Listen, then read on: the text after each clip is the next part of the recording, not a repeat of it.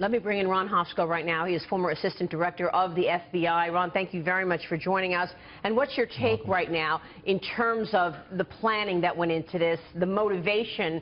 Clearly, we're understanding that these shooters were wearing armament. They had, vests on. That's the kind of indications that some say tell us that this was planned before the protest overnight. Unquestionably, this didn't come together organically just minutes before. These weren't, I don't think, part of the peaceful protest that was going on, and they decided to splinter off. You bring weapons, you bring ammunition, you bring bulletproof vests for a purpose. You're looking for a place, an overlook like this, to triangulate your targets and to take out as many as possible. So somebody thought this through. This is a conspiracy. It's a deadly conspiracy. Time will tell. The investigation will tell how far it goes back. The investigation will determine that. They will look at devices. They will execute search warrants in other locations, and they'll figure this out and figure out what the triggers were. But I agree with your other panelists. There's failed leadership. I hesitate to even call it leadership. Our president, too often in police shooting events, before an investigation is completed, has become the divider-in-chief.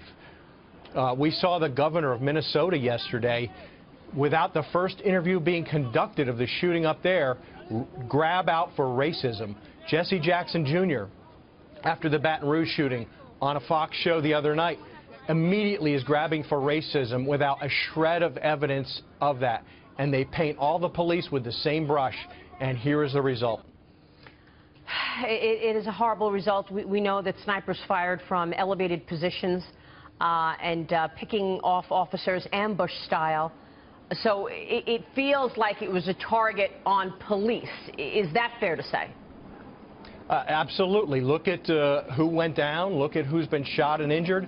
This isn't an accidental discharge. This isn't an accidental shooting. It sounds like there was an exchange. There was a verbal exchange, what sounds like a verbal exchange with one of the shooters, where there was back and forth with the police department. He was threatening explosive devices. This was targeted police, plain and simple. The motivation, what were the driving factors? That's the question here. Steve. Maria, yesterday I was here at Fox Studios and I was discussing with some police officers the incidents that happened prior to this one. And I've got to tell you, I lost sleep after hearing this, because we actually said it's not a matter of if, but when police are going to come under attack. And here we have it. We're talking about it this morning. The issue, as we're all saying, is leadership. For the President of the United States to even touch on the issue of gun control this morning in his speech is outrageous. This has nothing to do with guns. It's an armed assault on the American people.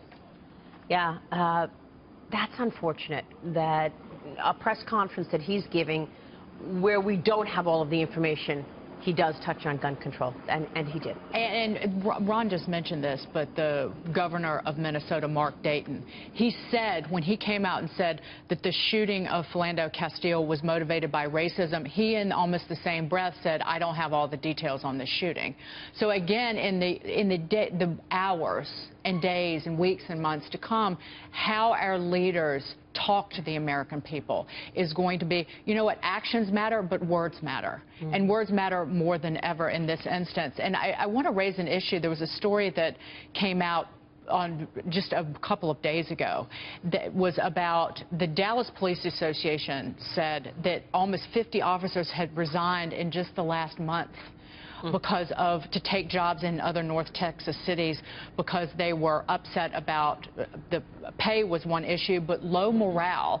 And again, I don't think it's overstepping to say that police officers across the country feel like they can't do their jobs. Right, and that, of course, born in the Ferguson situation over a year ago, and that is being called the Ferguson effect, where police are afraid to do their job. Let me bring you up to date. Snipers fired from elevated positions. There are 3 shooters right now in custody.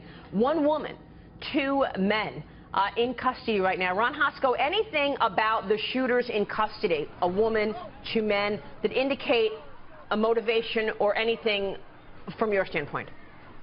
No, it's premature. I will say it's a bit unusual. First, it's a bit unusual to have if these 3 or 4 people were involved together, it's a bit unusual to have that broad of a conspiracy. We have seen deadly shooting events in the past. There was one in Oakland a number of years ago, 4 dead police officers. Coffee shop, I think, up in Seattle a couple of years ago with multiple police officers. One in Las Vegas. An event back for the FBI in Miami in 1986, our deadliest day. And at most, you tend to see 2 people who tend to be like-minded. So if we're talking about 3 or 4, and even a woman, and you tend not to see that either, this is a darker time. It's a darker place. It's very concerning when this large of a number of people potentially get together to plan an event like this. Maria, Rod mentioned something very chilling this morning, but it's a reality. This may just be the beginning. We're going to see, and we have to worry about copycats. We have to worry about other individuals organizing and planning like these individuals did. We need every citizen, whether you're minority, black, white, whatever, we have to come together and we have to combat these horrific incidents. Yeah. Ron Hosko, what is the FBI looking at right now, in your view, to indicate what the motive is, or indicate whether or not, in fact, there are more planned attacks? Well, first, they're going to be offering the Dallas Police Department whatever support they can, whether that is looking for IEDs that these guys may have planted, executing search warrants remote from this location, clearing vehicles that are tied to these offenders. It's whatever the Dallas Police Department wants. That will be assisting in the exploitation of social media, looking at the cell phones of these people, doing cell site information that will track the times and the places where these people were, where they came together, where they went apart, who else they were in contact with. Ron, in what we know so far about the use of these suspects using a triangle formation, using high-powered weapons, body armor, where would people learn these tactics? You know, all of this is available on the internet. Some people have prior military experience. You can find it anywhere. These are common law enforcement or police tactics where you're trying to get 2 angles of fire on something you're shooting at in order to hurt them or kill them. And so the idea is, if I start shooting over here, I may push my targets in a direction that are then made vulnerable by other gunfire from another location. And that sounds like it may have been what happened here. And certainly with the echo effect of these high buildings, open spaces, it's going to add to the confusion and create more of an opportunity for bad people to do bad things. Yeah, and we should point out that that 4th shooter reportedly shot himself after the standoff with police that took place overnight. Ron Hosko, thanks very much for your insights this morning. We appreciate it.